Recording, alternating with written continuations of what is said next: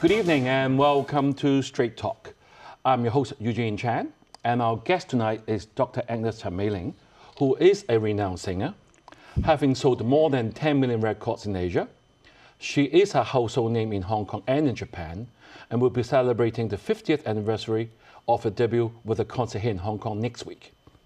But as some of us know, she is a woman of many talents, not just a singer, but also a writer, a professor, a showbiz celebrity, active in public service, and of course, mother of 3 boys. We have invited here tonight to share with us how to thrive as a woman in the 21st century. Welcome, Agnes. Thank you, Eugene. Agnes, it gives me such a great pleasure to have you here tonight, because every time when I think of your name, I think of your famous song, Circle Game.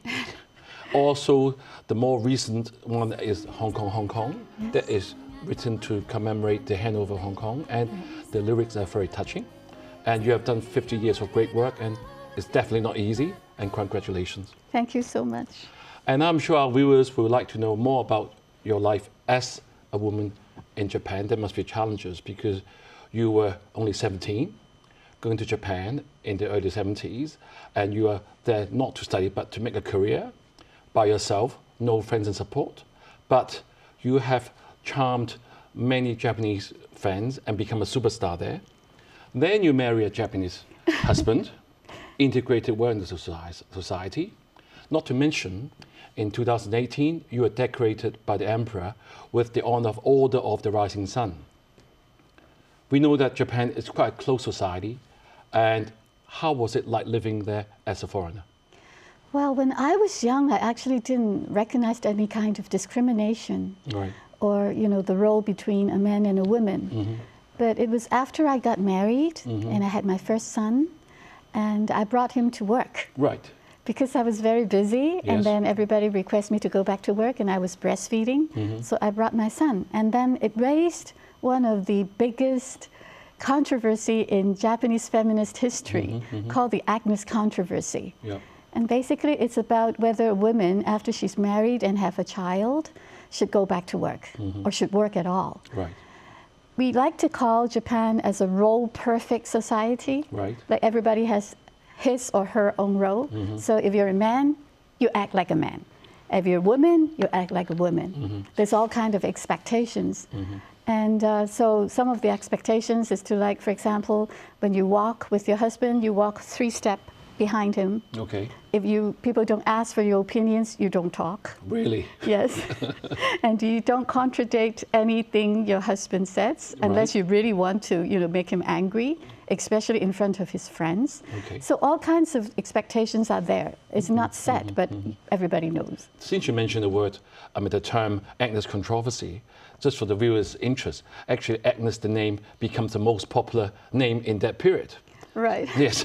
It was elected to be one of the most popular phrase. So basically, I know Japan and Hong Kong, we have some similarities, but a lot of cultural differences.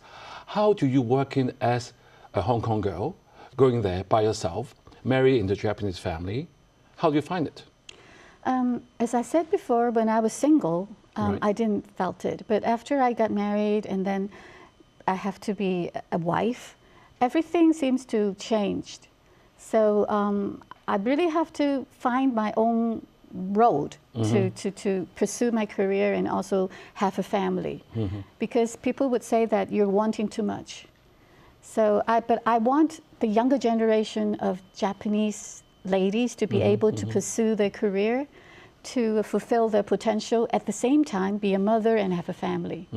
And so I try to compromise in some ways, but I don't compromise in other ways, so that my career can go on, but at the same time I can spend time with my sons.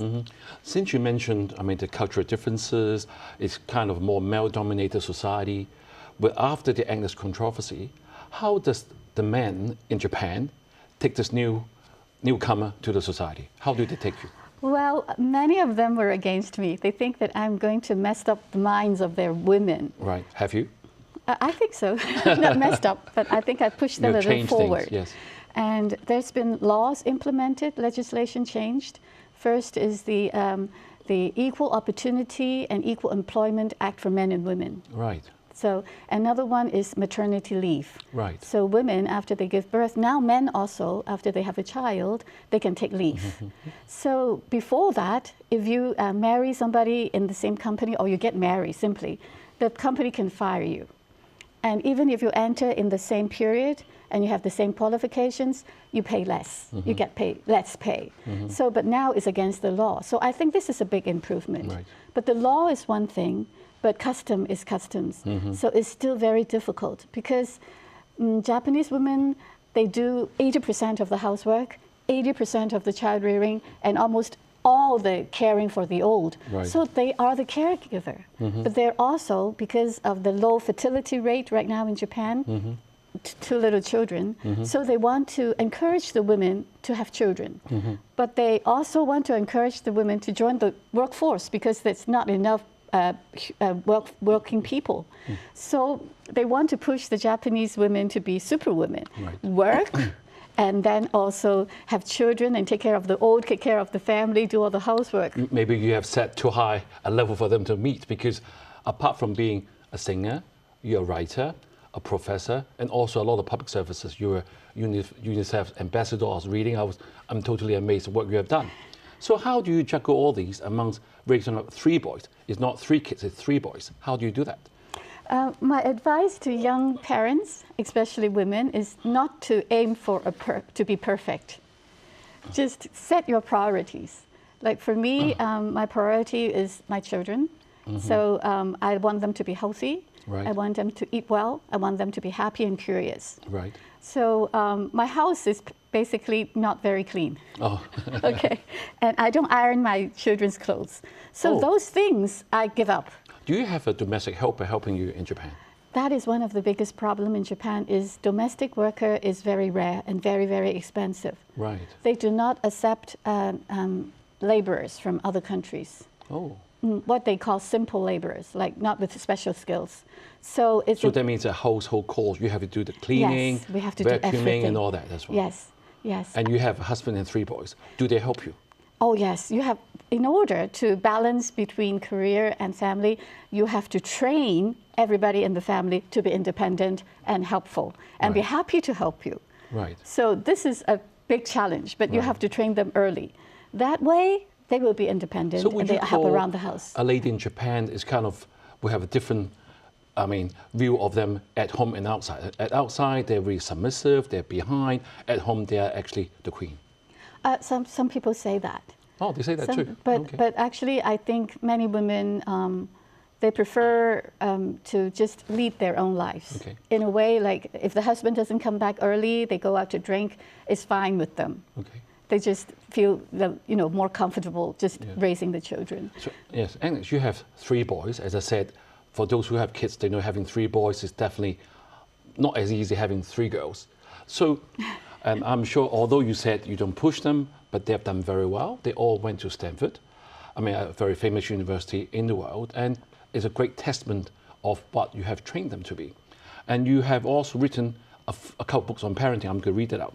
50 education methods and 10 things you must not do to educate children. Maybe can you feel some tips of the essence of those 2 books to our viewers?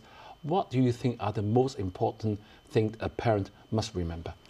I think the first thing is not to compare your child with other children, because you need to build a high self-esteem for your child. And for self-esteem, it doesn't mean that to be proud or things like that, but to have a healthy self-esteem means that he accepts himself as he is, and he knows that he has qualities to thrive in the world. So that way you have to give them unconditional love, and then you have to accept your child. Right. Don't say that, oh, your brother can do this, so why can't you do this, or things like that. Don't compare. Don't compare. Don't compare, first thing. Yes. And then the other one is you have to teach him how to find himself. Okay. To search for his own identity. For identity, I mean like, why am I here? Where am I going? Who am I? Okay. Help them to answer these 3 questions. Identity, yeah. Identity. And then the last thing I think is tell them that, everything that's worth doing is worth doing well. Okay. So any chances that come by your way and you think that it is a good chance, just do your best. Okay. don't mind whether you get rewarded for it, because the reward will come later. Yeah, and I read in your interview earlier, you don't have to tell lies, right? Right. That's an important one. Yes, because children will sometimes try to tell lies for for a lot of reasons. Right. But one lie being told, then another lie will have to be told to cover that up. Right. So I always tell my children that you don't need to tell lies. I'm not saying that you must not tell lies. It's either don't need to tell lies. The reason is because mother loves you, mama loves you. Right, and before we go to the break, I want to ask you a very simple question. With COVID, the children are spending more time at home and their parents are with them. Do you think this has a positive or negative effect on the relationship? I think it should be a positive one, right, if you handle it correctly. If you handle it correctly. Yes, really treasure the time with your children because they grow up so fast. Right. In the blink of an eye, they're out of the house. Okay. So take it as a blessing that they're around the house more with COVID. Right. It will make your father and mother and children relationship much better.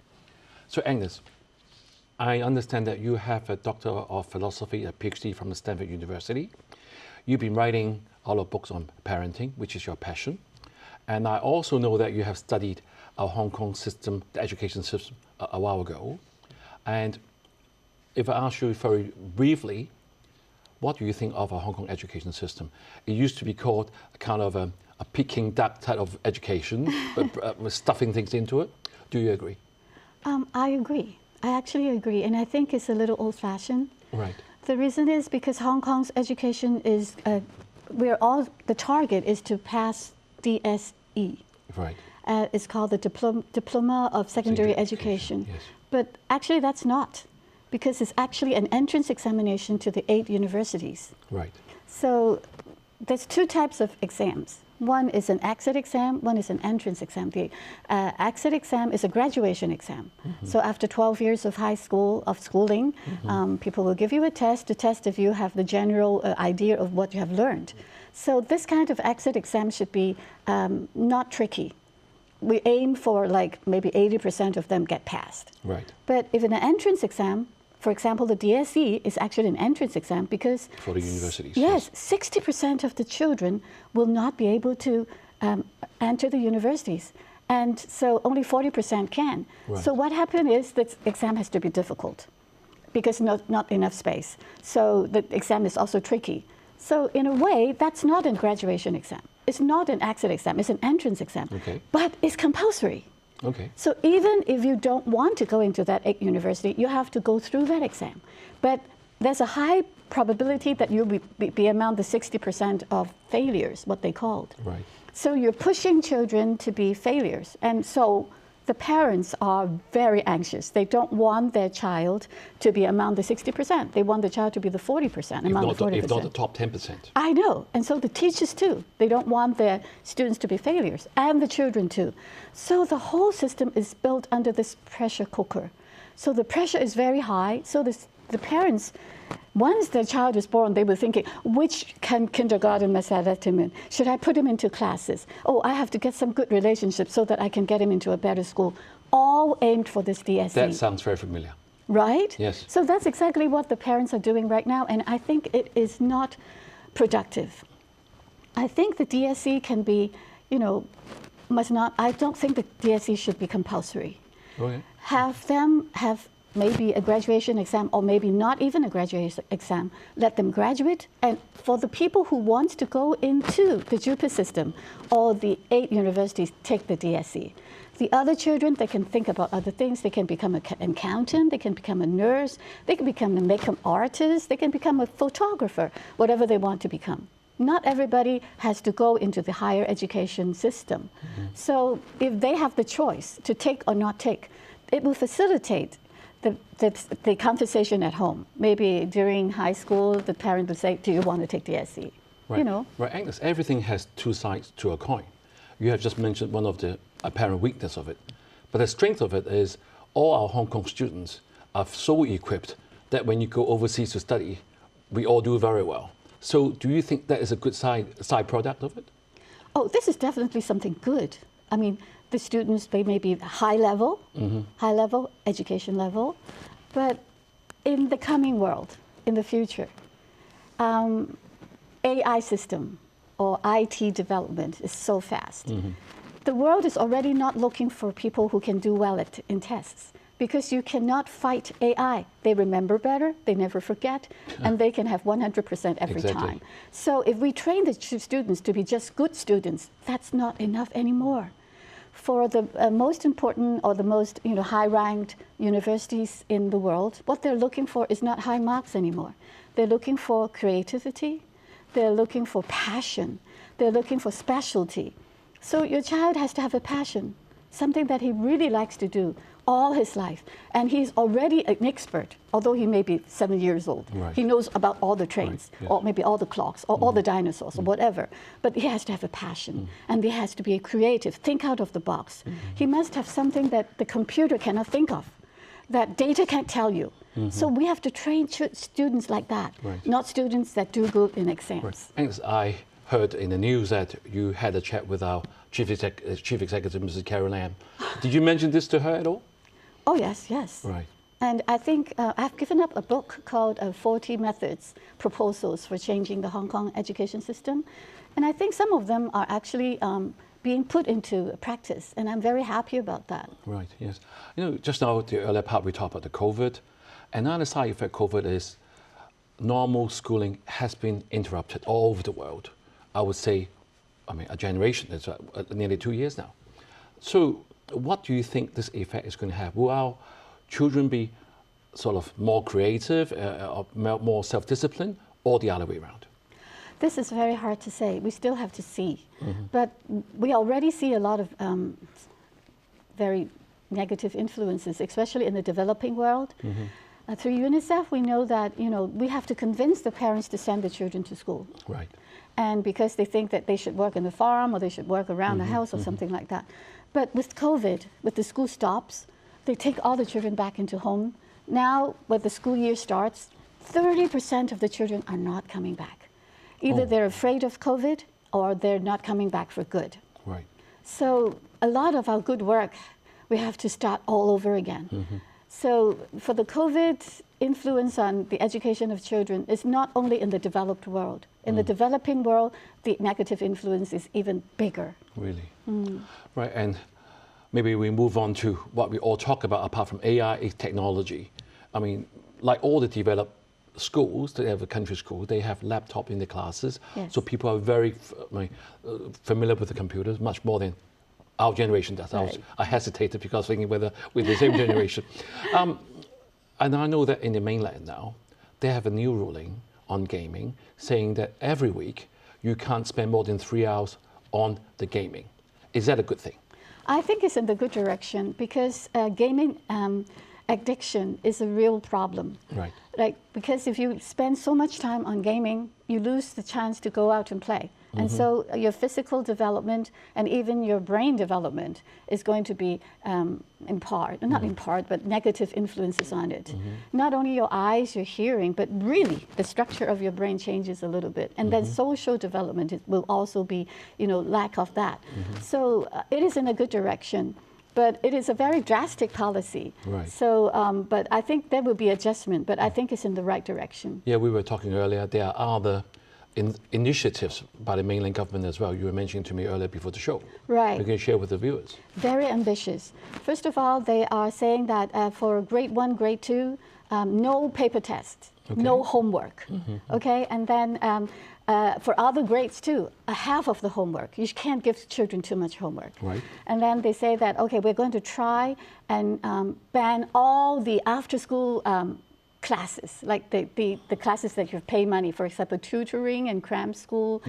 And that is like banning the commercialization of education. And that is also, I think, in a good direction. And then another one they're trying out is the rotation of teachers.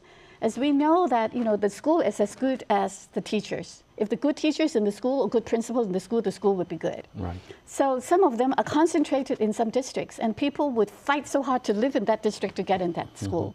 but they are rotating the teachers. They try to rotate the teachers so that the level of the primary school or the middle school can be more balanced. Right. This has actually been done in Japan. It's very successful. Right. And if Inland does that too, I think it's very good. Right. And I know that you have a special interest for early childhood education. We haven't got a lot of time left. Can you tell the viewers a couple of points that they must remember if they're going to start a family or just having a young family? What would you say to them? Children is a blessing, so don't be too anxious or care about what people think about the way you raise your child. Mm-hmm. Believe in yourself. Even our parents, they didn't have any kind of child psychology or education theories. We turned out fine. So the thing is to believe in yourself, really love your children. Children do not expect you to be perfect, but they expect you to love them and care for them. So as long as you do that and build up their basic self-esteem and confidence, you'll be fine. Right. And as you know, maybe up to you, because of your advice, our Education Bureau last week had to introduce a curriculum framework on parent education. Basically, they are education activities for parents of kindergartens and age children to equip them with knowledge and skills. Is that a good direction? Perfect direction. Well, the implementation may be not so perfect, but it's also in my book. Oh, really? Among the 40 proposals, that we have to bring education back to the home. And we have to not only educate the parents, we have to educate the caretakers, like our Filipino maids, our Indonesian maids, our grandparents. If we can put that scheme into the community, I'm sure children will have a much happier childhood, and they will have the basic skills and the brain power to propel them successfully in life. Right, Agnes, thank you for telling us about education, but I'm going to ask you a very personal question. Yes. You have been a Hong Kong girl that I'm very proud to be associated with you. You went to Japan, made your name. You have a Japanese family now. Where do you call home? The home is where the heart is. Right. I think it belongs to the people that I love. Okay. So thank you, Agnes. It has been such a pleasure to have you with us, and congratulations again. And I'm sure your success will be an inspiration to all of us in Hong Kong. And thank you for joining us. Have a good week and good night.